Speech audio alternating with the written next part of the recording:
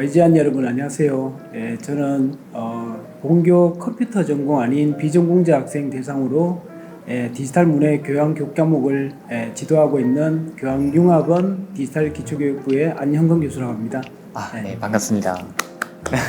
혹시 학생들이 AI를 과제에 활용할 수 있다는 부분에 대해서 어떻게 생각하고 계실까요? 시대 흐름이 이미 이제 인공지능 도구를 활용하자라고 이제 변하고 있기 때문에 그걸 활용하지 않는다라는 부분은 있을 수 없을 것 같고, 만약에 이제 그걸 어떤 식으로 활용하느냐, 만약에 과제를 하는데 그 인공지능을 그대로 대행 서비스처럼 활용한다면 이거는 인정을 할 수 없는 것 같고, 그 인공지능을 도구로 활용한다면 그거는 좀 좋지 않을까. 문제 해결하는데 어떤 도구를 많이 활용하듯이 그 문제 해결을 챗GPT나 이런 인공지능 도구를 활용해서 내가 문제 해결을 하고 그걸 학습을 이해를 한다면 그 충분히 도움이 되지 않을까 이렇게 생각합니다. 문제 해결의 과정에 있어서 조금의 도움만 받고 문제 해결에 필요한 중요한 역할은 본인이 직접 수행하도록. 그렇죠. 예, 맞습니다. 사전에 이제 교수님께서 준비해온 과제를 제가 먼저 한번 봤었는데, 이제 교수님들이 과제에서 직접적으로 이렇게 AI를 언급을 하고 활용해 보라라는 식으로 얘기하시는 거는 제가 생각을 못 해가지고 교수님 과제를 보고 조금 놀랐거든요. 교수님의 과제 한번 이렇게 직접 챗GPT 활용해서 진행해 보도록 하겠습니다. 네. 처음에 제가 이제 과정에 남겨둔 부분이 파이썬 프로그램을 내가 이용해가지고 과제를 하고 싶은데, 이 챗GPT라는 친구한테 좀 어떻게 좀 도와달라라는 요청의 어떤 문구를 먼저 제가 작성을 해놓은 겁니다. 네네. 그러면 교수님께서 이렇게 안내해 주신 과정을 저희가 한번 따라가 보도록 하겠습니다. 이렇게 말을 하고. 자, 그러면 응답이 이렇게 대답을 해주네요. 어떤 식으로 질문해라. 그러면 내가 설명으로 도와줄 수 있다. 이렇게 이제 먼저 답변을 해주게 됩니다. 그러면 그 다음에 이렇게 직접 과제 문제를 한번 물어보도록 하겠습니다. 이렇게 입력을 하면 이제 GPT가 대답을 해주는 거죠. 답변을 한번 보도록 하겠습니다. 일단 소스 코드까지 이렇게 다 마무리 지어주고, 그 다음에 제일 마지막에는 연산자를 어떤 걸 이용했다, 이 연산자는 어떤 거다라는 것까지 설명을 이렇게 다 자세하게. 이게 이제 질문할 때마다 그 상황에 따라 이 답변이 좀 달라지는 그런 경우가 있습니다. 그런데 학생분들이 이제 제일 주의할 부분이 파이썬이라는 이 프로그래밍 언어를 조금 알고 있는 학생이어야 이제 챗GPT의 결과물을 이렇게 보고 내가 도움이 될 거다라는 걸 확신하기 때문에, 모르고 그냥 그대로 활용한다면 얘가 정답이 아닐 경우에는 과제 0점 처리가 될 수 있겠죠. 그래서 이제 그런 부분들만 잘 이렇게 저희가 체크를 하게 되면 충분히 활용이 높은 도구가 될 수 있는 거죠.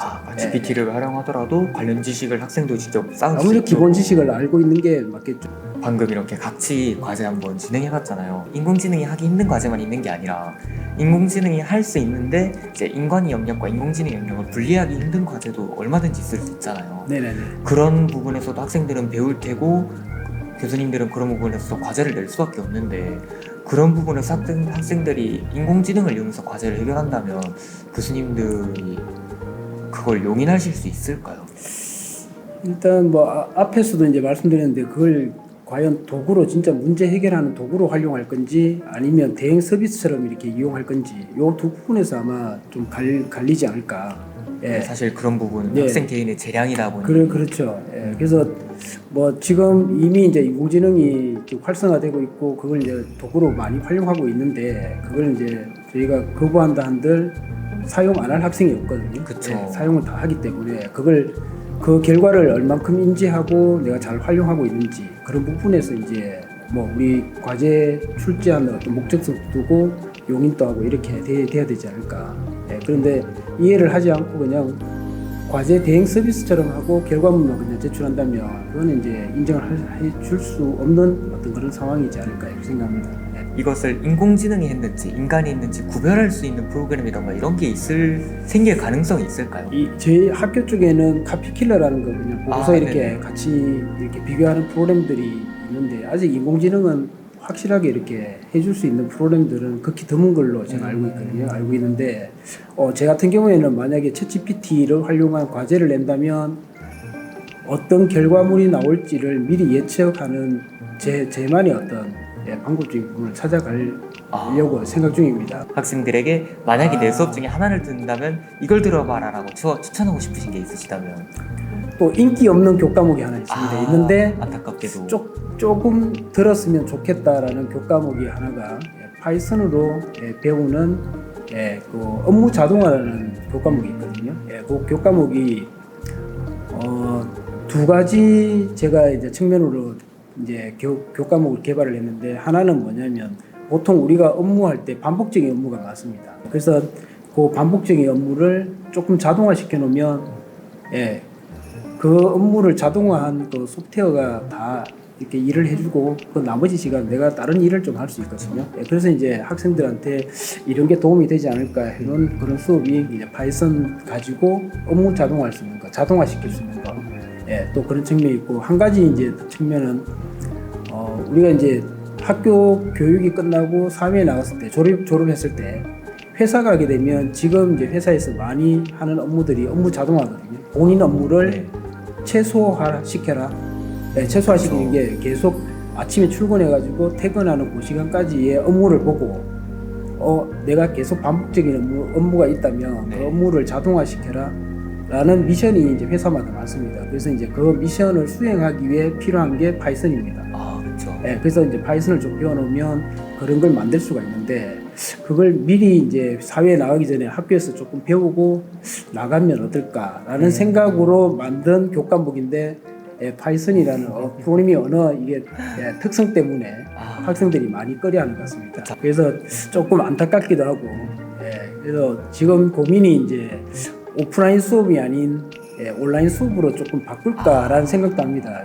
온라인 수업을 하게 되면 자주 이렇게 우리가 또 들을 수 있고 학습할 수 있고 이러니까 그나마 좀 이렇게 부담은 덜하지 않을까, 대면 수업보다. 그걸 지금 고민하고 있는데, 우리 학생들의 입장에서, 대학교를 다니고 있는 학생들의 입장에서 AI를 어떻게 받아들이고 어떻게 윤리적으로 사용해야 할지.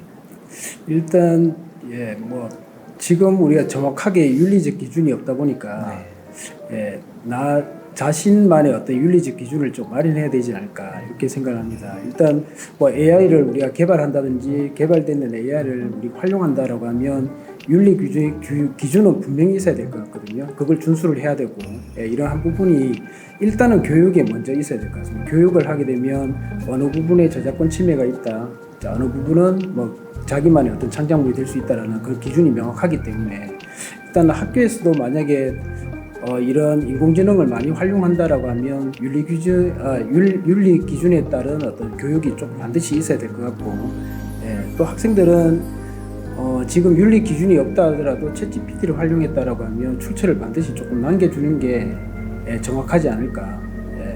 그게 제일 지금 현명한 어떤 결과가 되지 않을까 이렇게 생각합니다. 뭐 보고서나 논문 같은 거 쓸 때 참고 문헌 이렇게 쓰는 것처럼 챗GPT에서 어떤 도움을 받았는지 그런 부분들을 상세하게 작성을 해주면 아무래도 양쪽이 서로 변하지 않을까. 그렇겠죠. 인공지능을 악용하는 부분에 저희가 피해를 입지 않기 위해서 어떤 부분에서 대처를 하거나 대비를 할 수 있을까요? 그 부분은 저도 고민을 해본 부분은 아닌데 깊이 있게.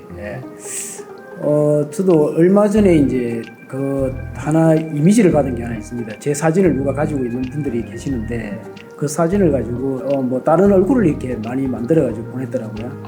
그래서 이게 잘못 보낸 건지 어떻게 된지 제가 판단을 못 하고 이렇게 한 부분이 있었는데, 지금은 제가 봤을 때는 뭐 일단 우리 스팸 메일하고 뭐 이렇게 그 다른 어떤 이제 악성에 해당되는 이제 뭐 그런 코드들이라든지 이런 거 보면 대부분 다 이제 다 거부를 해버리잖아요. 그렇죠.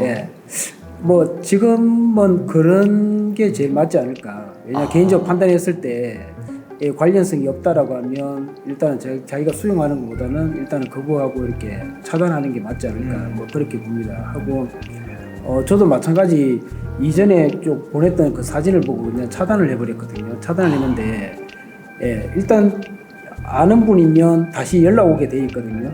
연락 오니까 그때서야 제가 이제 저하고 관련된 이미지인 거다라고 이제 판단을 했었는데, 일단은 지금은 다른 어떤 법적 규제라든지 뭐 이런 게 명확하지 않기 때문에 개인적으로 이렇게 많이 주의를 하시는 게 좀 맞지 않을까 이렇게 생각합니다. 이게 제가 맞게 현명하게 이렇게 답변을 드린지 모르겠지만 그렇죠. 예, 지금으로서는 예, 그 답변만 드릴 수밖에 없다는 거 예, 참고해 주시면 됩니다. 혹시 오늘 대화하시면서 교수님께서 개인적으로 드신 생각이나 아니면 지금 영상을 볼 학생들에게 전하고 싶은 말씀이 있으실까요? 다른 뭐 제가 마무리 드릴 뭐 인공지능에 대해서는 이제 말씀드릴 부분은 없는 것 같고, 예.